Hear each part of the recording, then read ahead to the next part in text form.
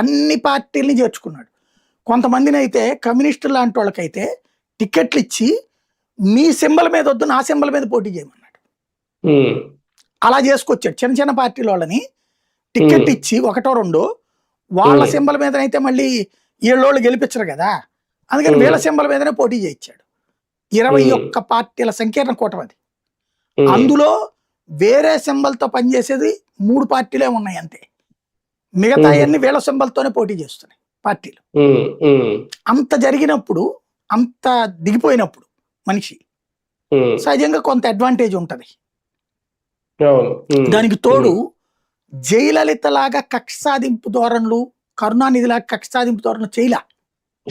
ఇదివరకు ఒకళ్ళని చూస్తే ఇంకొకళ్ళు ఉప్పు నిప్పులాగా ఉండేవాళ్ళు. స్టాలిన్ వచ్చాక ఇప్పుడు అప్పటికి జయలలిత బొమ్మతో ఉన్న పుస్తకాలు అవన్నీ ఉన్నాయి, బ్యాగులు అవి డిస్ట్రిబ్యూట్ చేయమని చెప్పాడు. అట్లాగే జయలలిత పెట్టింది అమ్మ క్యాంటీన్ కొనసాగించాడు స్టాలిన్. తీలా మరింత ఫుడ్ పెట్టాడు అందులో.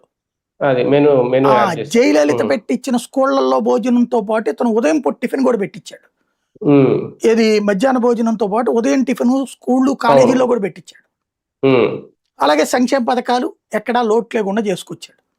కాబట్టి విజయానికి డిఎంకేకి అవకాశం ఎక్కువ ఉంటుంది. ఎందుకంటే ఏఐఏడిఎంకేలో వచ్చేటప్పటికి జయలలిత మరణం తర్వాత ఆధిపత్య పోరులో పన్నీర్ సెల్వం, పళనిస్వామి, శశికళ పన్నీర్ సెల్వం వెంటనే కాకుండా పళనిస్వామి వెంట, ఇదే పన్నీర్ సెల్వం వెంట నిలిచింది. పళనిస్వామిని పక్కన పెట్టాలని చూసింది. దాంతో పళనిస్వామి పన్నీర్ సెల్వంకి మధ్య గొడవ వచ్చింది. చివరికి పన్నీర్ సెల్వంతోకి బీజేపీ వార్నింగ్ ఇచ్చి దూరంగా పెట్టించింది శశికళని. ఇప్పుడు ఆ అన్నాడీఎంకేలో ఈ కార్యకర్తలు 3గా చీలిపోయారు. పళనిస్వామి వర్గంగా, శశికళ వర్గంగా.